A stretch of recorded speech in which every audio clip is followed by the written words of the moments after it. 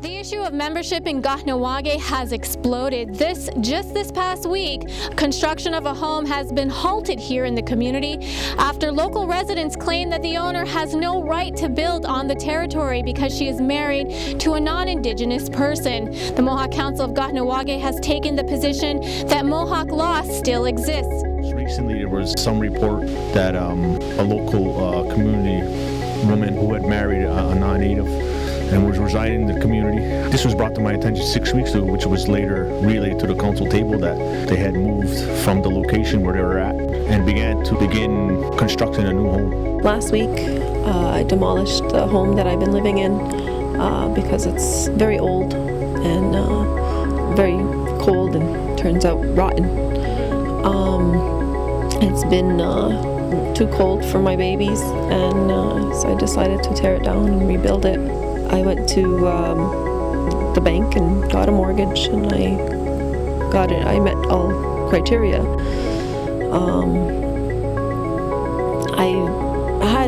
I had no malintentions here. I simply just wanted to rebuild the home so it's warm. Well, the law has always been the law, and I think a lot of community members know that it is the law of the land. As you said, you marry out, you leave the community. That's something that has been reiterated for generations, as far as I know, and speaking to community members, whether it be elders or youth.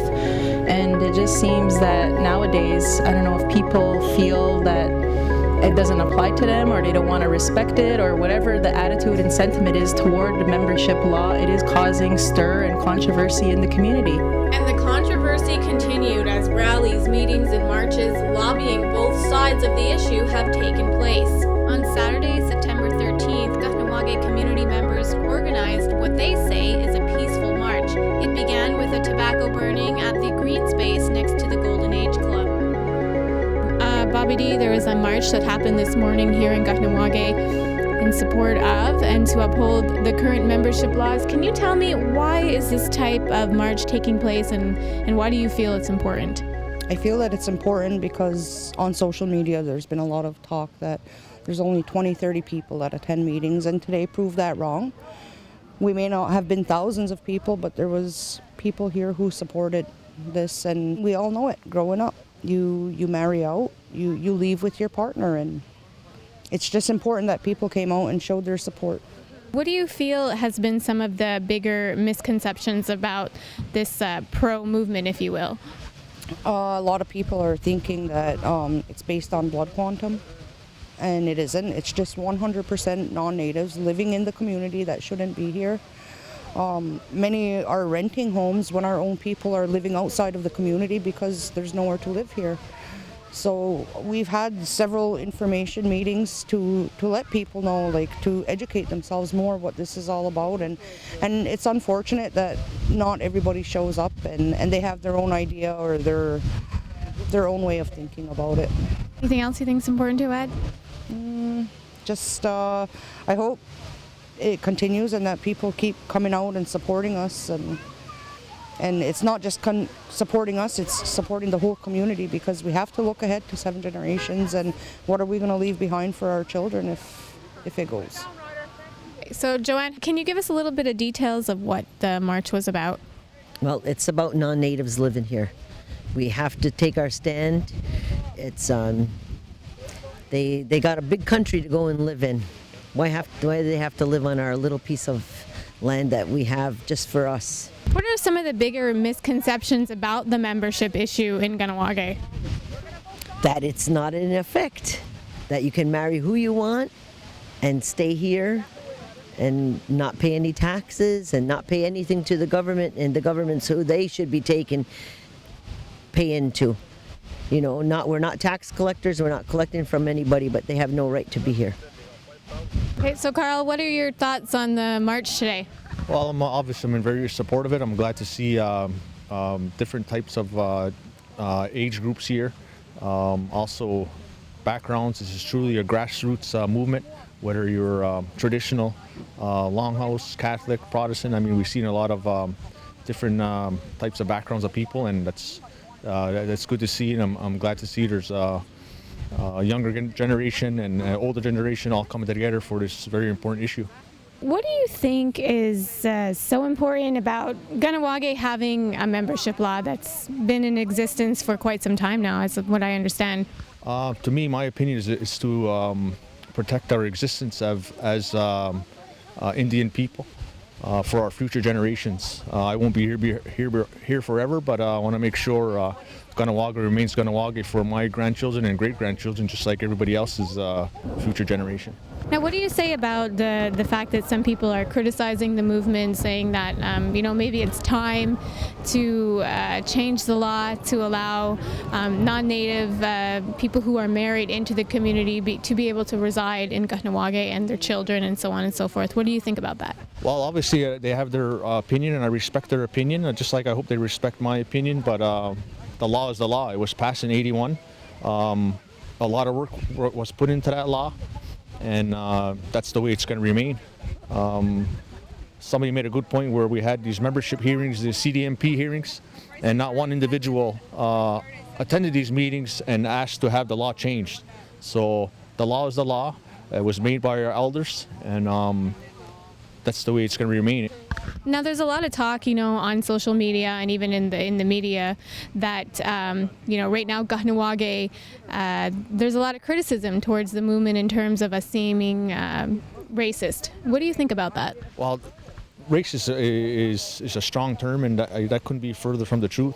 Obviously, they have their side of their opinion, and obviously here today you've seen our opinion, and I hate to see us against them, but we're just trying to keep Kahnawake. That's what I want to make sure that message gets out to the community, and I'm not racist. Some of my best friends are non-native, and they understand that they're not allowed to live here. It's that simple.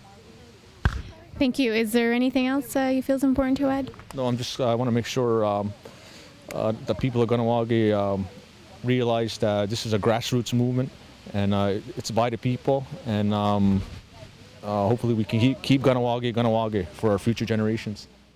Although it does appear that the majority of people are in favor of upholding the current membership laws, but some are not.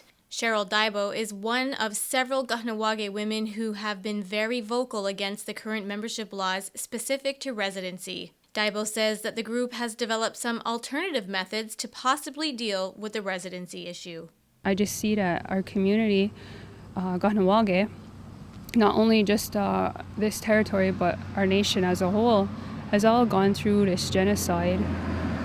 We're all going through that together, and I don't judge anybody for voicing their opinion. As I said to you earlier, it would be scary if somebody didn't have an opinion on this, because this is an issue of common concern, not just for Kahnawake, but for our nation as a whole, because I see myself as a Mohawk woman, Kahnawake woman, and I identify myself by my clan, and I recognize that I have rights as a part of a nation and a confederacy as a whole. The privileges that are offered by the Mohawk Council of Kahnawake comes from the Indian Act system. And right now I think that everybody needs to remember, what happened to us and where this lateral violence is coming from. So I know that here in Kahnawake, there's been many sides of the membership issue presented out in the public. People are discussing it wherever you go these days. So no opinion has gone without being heard. Now, specifically in terms of presenting both sides, I think it's pretty well known at this point that you're against in a lot of ways, in terms of the membership law. Can you tell us a little bit about the group that you started, and also peaceful resolutions, finding alternative methods as opposed to breaking up families? Give us a little bit of details about that. I don't want to take full credit for starting this group, Skahwadzirda. My role in that was basically just I took the names that were posted on Facebook, the 72 names, and I started to contact them either by looking for their number in the directory or through Facebook. And most of the people on there, I wasn't even sure if I knew. So it was really hard, and myself and Melvin Macomber had decided to go through the list together and contact whoever we could and begin holding the meetings. So from there, that's when everyone decided as a collective that yes, we want to work to restore healthy relations in Kahnawake, and by that working on peaceful alternatives to that of breaking up families. The peaceful alternatives that we presented include the residency permit options and the disclaimer. And we presented that to the Mohawk Council of Kahnawake's Kahnawake Sky Deer and Bobby Patton, and that was on Wednesday, August 26th. And in those residency permit options, it just outlines that, the residency would be temporary. There would be a permit, but registration fee, not a permit cost, like a tax or anything. It would be a registration fee. There'd be conditions, and it would expire every year, so you'd have to go renew to ensure that you're still in good standing. And there's a lot of other items that are included in that. And in terms of the land being in question about not having enough space to provide for non-Indigenous people living here, the residency permit option and the land disclaimer removes the option for an open door policy, and it also removes the option for them to reside here without any ties. And you would have to have proof. Like, for instance, my partner and I would go sign together, and there would have to be somebody in the community who supports it. So these are just suggestions that we've worked on, and there's a lot of presentations that went about all of this. And this is what we're asking the community to develop on, to work on this and come together. Kahnawake was also under the microscope as the issue played out in the outside media, further causing dissension in the community. And then finally, a community meeting was held by the Mohawk Council of Kahnawake to further gauge the community position on the matter.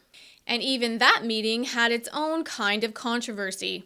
Mohawk TV wasn't the only media that was respectfully censored. First up, not everyone was allowed to attend, which led to Steve Bonspiel, the editor and publisher of one of Kahnawake's newspapers, The Eastern Door, was asked by Grand Chief Mike DeLille to leave the meeting.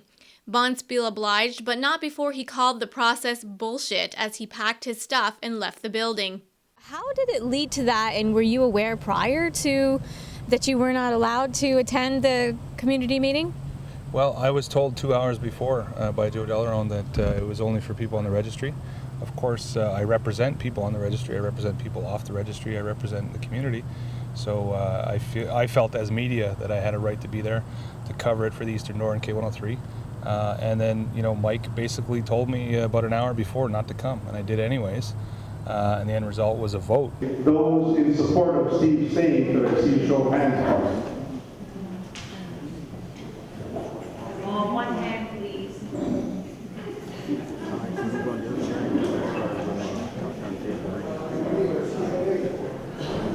Okay, thank you. Those in opposition, if I can see your hands, please. That 75 to 55, that I had to leave. The Grand Chief in an interview with K103 stated that you had known about this for approximately about a week prior, and that you had been lobbying to get into the meeting, right up until like 5 o'clock on Tuesday evening. Well, that's not exactly correct, because he sent out a press release on September 9th. It said community meeting, so everybody welcome. September 11th at 2:25 in the afternoon is when all of a sudden it said only KKR. I looked at it and figured, okay, I'm fine. When I messaged Joe Dellerone to see, just to talk about the meeting to see if he was going, he mentioned, oh, it's only KKR. And I said, yeah, okay, but except for me, right? And he said, well, actually the chiefs said this morning, which was yesterday, that no exceptions would be made. So I only found out, they only made that decision yesterday morning, and I only found out really 2 hours before. And yes, I was lobbying the chiefs up right up until going, because I feel that I'm covering it for two media, and I feel that it doesn't matter if I'm not on the registry or not. I'm still Mohawk, and I still have a right to be there. Right. What are some of your main concerns or issues you have with this decision? Well, I think what it does is it's trying to control who gets the message out there. You know, the media is the media. I mean, I understand if they don't want to put CTV and CBC in there, okay, fine. But this is Kahnawake media. You know, Kahnawake read the paper. They listen to K103. They watch Mohawk TV. So they should be able to get all the information, you know, from whoever the reporter is that's there from the Eastern Door. Local media is different than outside media. I think that's what we have to hammer home, and I think this was a way for the MCK to kind of control that. Respectfully ask Steve to leave. I will be on the Eastern Door tomorrow by request at around 8 o'clock. And just to make it clear, this isn't sanctioning the Eastern Door. It's about being a Mohawk of Kahnawake. Steve Bonspiel from the Eastern Door was asked to leave because he wasn't on the KKR registry, but he opposed it because, you know, he feels that as a media person, he had the right to be there. But how did council arrive at that decision, again, if you will? Like I said, the way I've always known community meetings has always been for members. Maybe in the past, Mr. Bonspiel, yes, he's been at community meetings. We've always asked him when matters are of I don't want to say confidential nature, but we know when we're expressing to community about strategy and meeting with outside governments, like not to put certain things out there. And I don't think this is personally about his opinion on the matter. I mean, a lot of people paint Mr. Bonspiel as being one-sided in his coverage on the membership issue. It had nothing to do with that. It was basically, we felt that, again, through this engagement strategy, step one, we're going to address our members. Step two, we'll open it up to anybody else in the community, not on KKR. We just devised this plan and we said, okay, let's inform the community a week in advance. We're going to put out a press release so nobody shows up there and gets, you know, embarrassed, or if they don't know they're on KKR, please contact the membership department, find out. So I guess he felt that he was going to be an exception to the rule based on his, you know, being a journalist. But you know, the Mohawk Council set a directive. He attended the meeting around 6:30, and he was sitting in there when I got there. So obviously he wasn't adhering to the directive put forth by the Mohawk Council of Kahnawake. So upon seeing that, Grand Chief Mike DeLille said, "Okay, community, this is what the direction we set. We have two people here. What do you want to do? Do we want to allow them to stay, or do we want to ask them to leave?" So democracy spoke, and the will of the people prevailed, and thankfully Mr. Bonspiel agreed, and he left the meeting. Only one other community member was asked to leave because he was in contravention to the law. Later, Grand Chief Mike DeLille and Chief Kahnawake Sky Deer opened the meeting with guidelines and a background on the membership issue. I'll state again that we understand that this is a very volatile question. It's been in the community forever, not just this past several months, culminating in tonight's meeting. The community has been, I think, for the most part at this point, respectful. We're asking that today. Tonight, we're hoping that people respect each other. Good to see so many people at a community meeting. Yawahoa for coming tonight. I just want to give an overview of the events that has occurred over the summer. I know most of you are aware that this has been a hot and contentious issue in our community.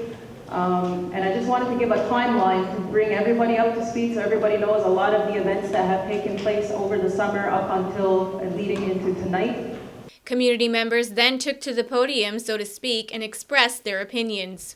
When the issue of being sued came up, we figured I'm speaking to 25 people who don't want to come out and speak out, so I'm going to speak on their behalf.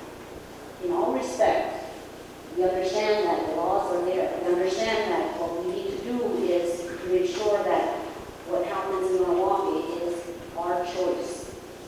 By bringing in another entity like a court system, suing the community, we're not doing our community any good here.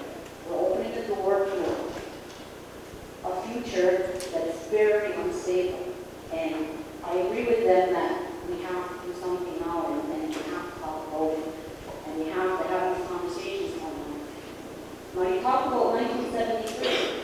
1973, I was there. I was 15 years old. I was part of that group that went from house to house. I look around here and I see a lot of people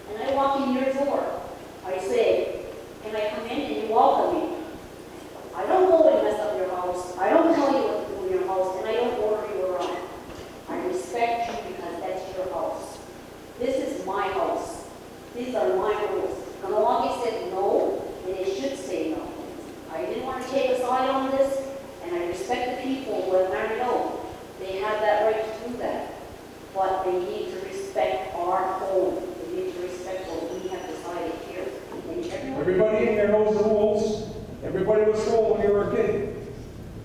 You get a white girlfriend, you leave.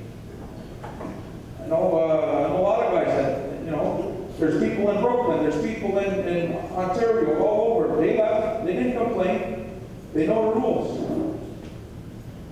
There's no need to go back 100 years. We know the rules. Stick with the rules. Never mind, oh, we're going to do this, we're going to do that. Stick with the rules, that's the rules.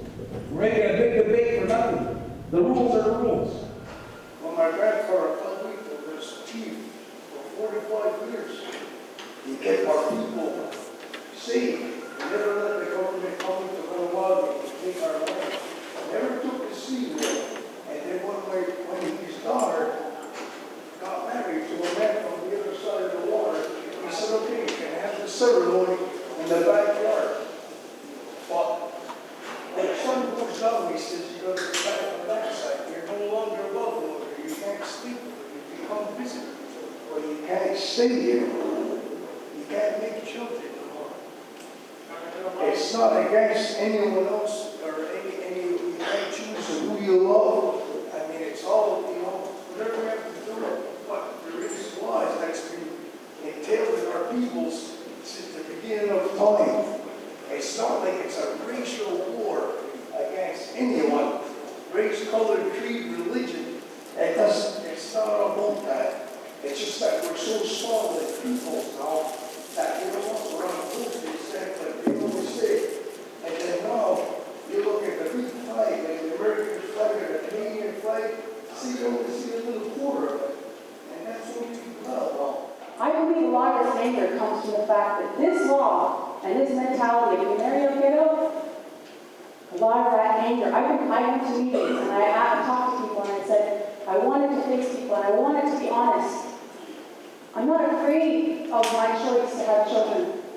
And I think it is incredibly damaging what has been done. There's so much pain. There's so much pain done by this law. People are so angry. There's so much anger, so much pain. And all they want is for everybody else to feel that pain, just like they did. The last thing I want to ask is, I want to ask everybody in this room, are we an exclusive membership club? Are we an exclusive club where you get a card that says 0700 on it, and it entitles you to services? And because of that, all you gotta be is DNA, blood. That's it. That's it. You don't have to contribute. You don't have to know your language. You don't have to know your culture. You don't have to help anybody. You don't have to give back. Or are we a nation? Are we a nation? Because we're not acting like a nation. We're acting like an exclusive club. And by fighting over that little bit of money that the government is giving us, by fighting like cats and dogs, we're doing exactly what they want us to do. The Mohawk Nation is in this country. People watched us in 1990 stand up and fight. They stood up and watched us fight. It was the first time many of them who are out there fighting Enbridge, they're out there fighting mining, they're out there fighting. It was the first time they saw Indigenous people fight. And they got courage and they got inspired. Now, they sit here and watch us tear each other apart, saying, I'm more Indian than you, I get more race than you, I this, that. We are tearing ourselves apart by this law. And by simply the fact that we're tearing ourselves apart by this law indicates it's a horrible law for our nation. I'm not telling anybody that we should just open the doors. And there's a lot of fear about letting people in or who we are and who's allowed to live here. But there's another way. There's got to be another way than what we're doing to each other. There has to be. And it has to come from a place of love. From the walks of where is that love for each other? A love for family, a love for our children. Where is it? And when we make our decision about membership, about citizenship, about being a Mohawk nation, and go to the UN and say, we are a nation, and we respect the International Declaration of Human Rights. We have to create that nation based on love and not hate of our past, of how we survived, and not shame. And moving forward. My name is McCullough. I'm glad that was brought up because I'm currently engaged to a non-native woman. They were in the South. I left because my Aunt Myra before my mom was born. I just wanted to know what gives other people more right than me to do here. That's a nice grade up. I was taught that when I was young. It was small. Mario, you leave. So what? No, get that gum out of your mouth. It's space. You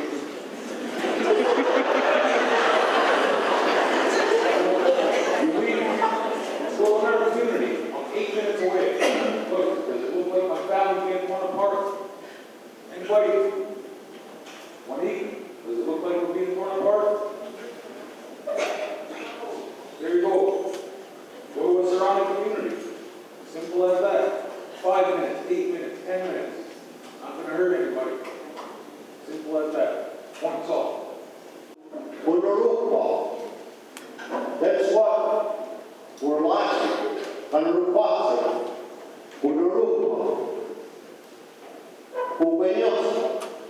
I deeply respect you as an individual. All you people. Coming from my heart.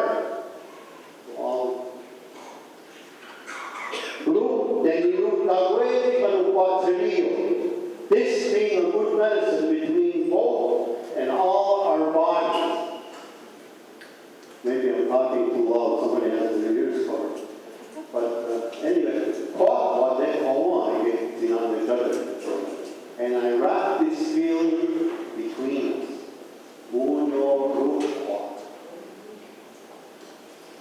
Now I've done it at weights, or whatever.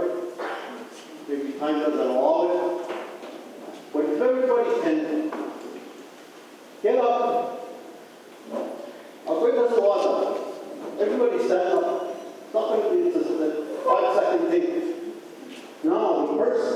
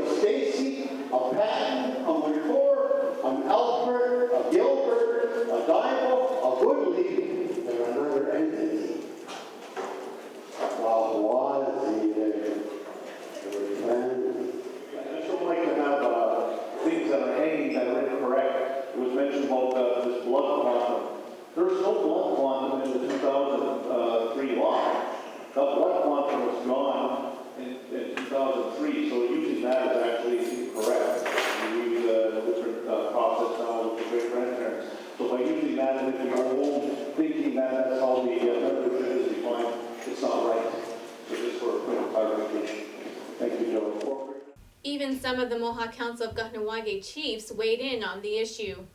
First of all, I wanted to make sure that we understand, all of us, who this community is.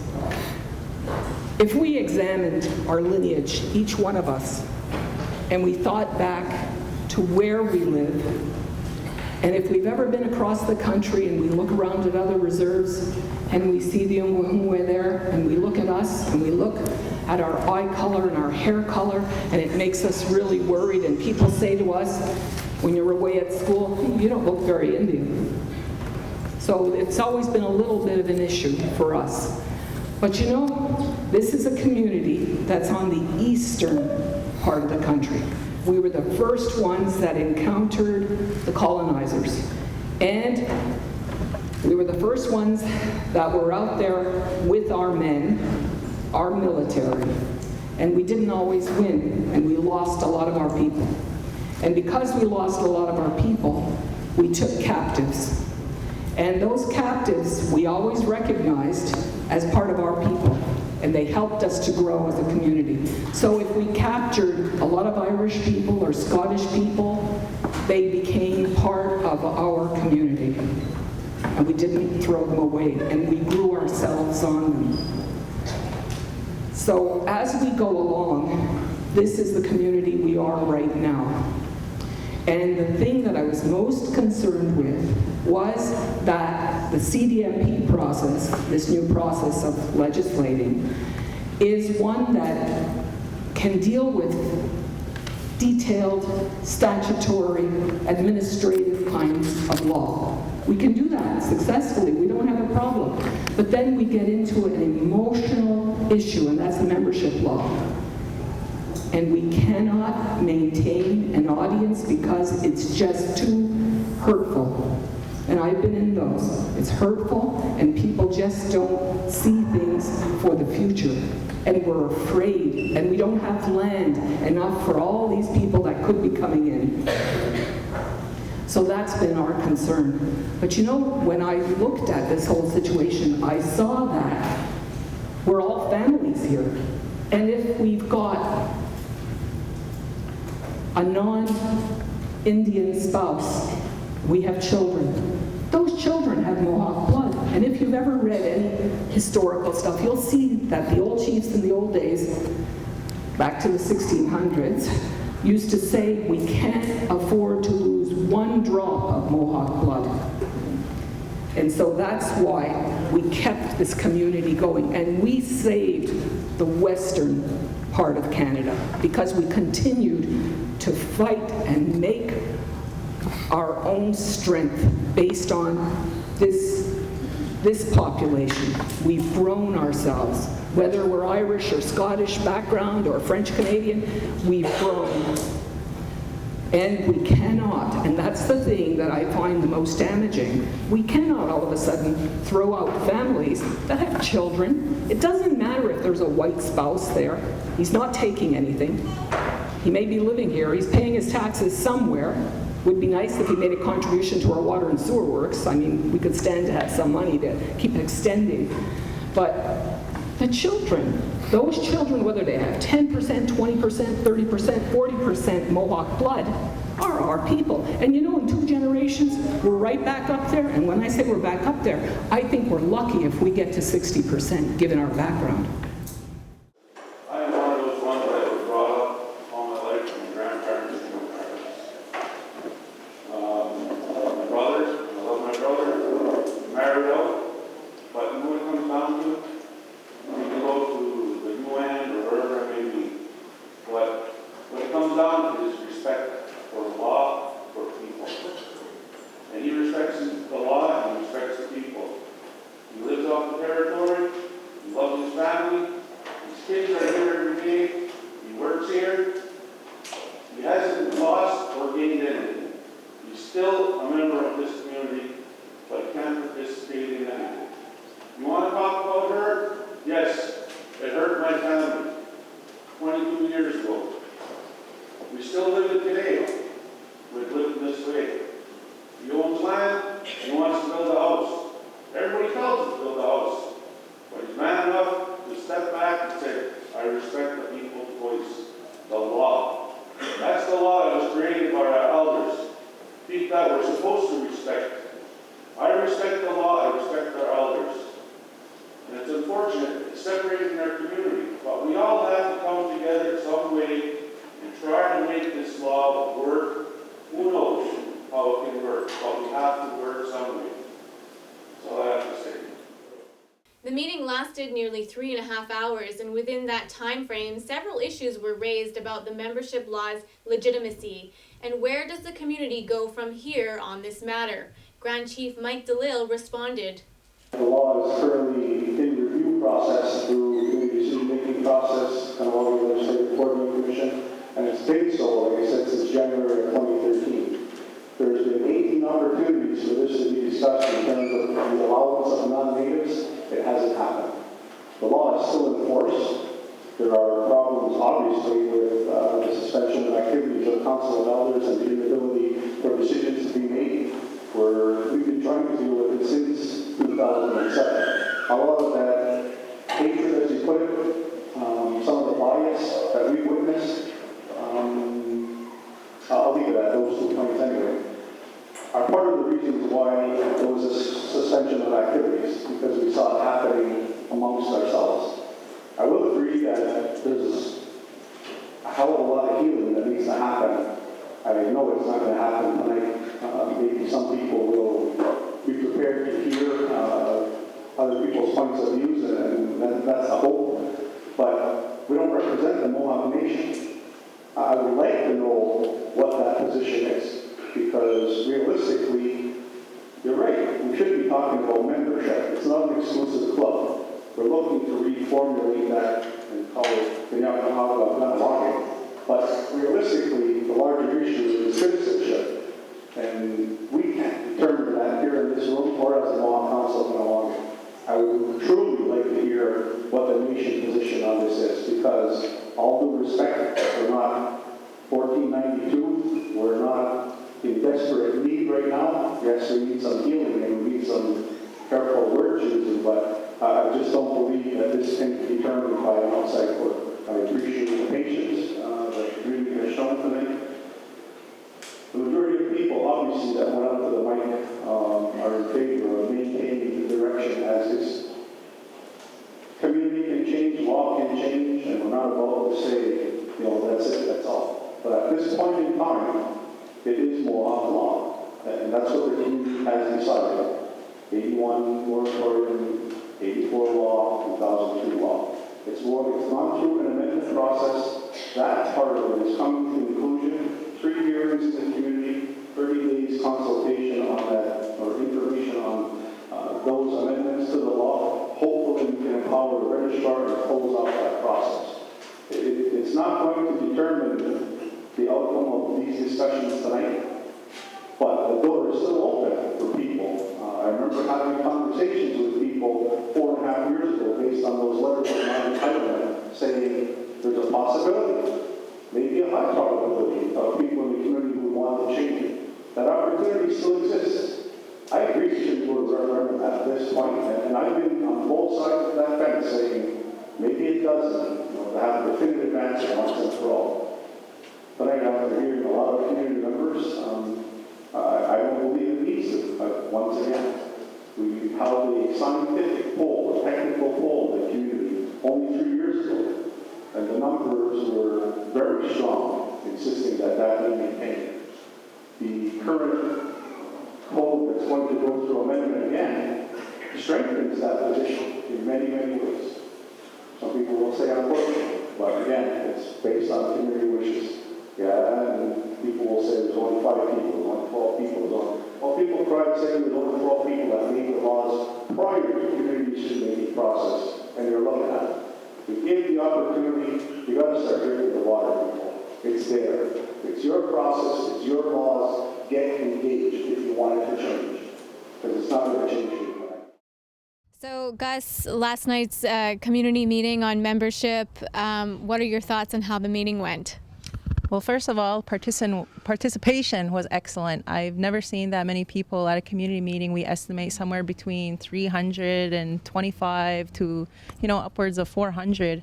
So, hats off to the community for coming out again on this most controversial issue that is affecting our community. A lot of people brought up a lot of good points. Mike DeLille specified at the beginning of the meeting that we wanted to see respectful dialogue, give people the opportunity to give their perspective, their points of view, and listen. We were there to listen as Mohawk Council of Kahnawake. some chiefs gave their perspective and their opinions on the matter, and it shows that we're a reflection of the community, because not the whole table is, I guess, unanimous in our stance on this issue. And like I said, last night was just the first kick at the can. We limit it to those on the KKR only. Next steps, we're looking to have another meeting on September 30th, and it'll be open to anybody who lives in the community, whether they're on the KKR, maybe even the non-natives that are residing in the community right now. We want to hear from everybody. Doesn't necessarily mean that we as council are changing our position because we're doing this. I think it's in response to, some of the people who are in contravention of the law honestly believe that it's only a small portion of the community that feels this way of upholding the law and that non-Indigenous persons can't reside here.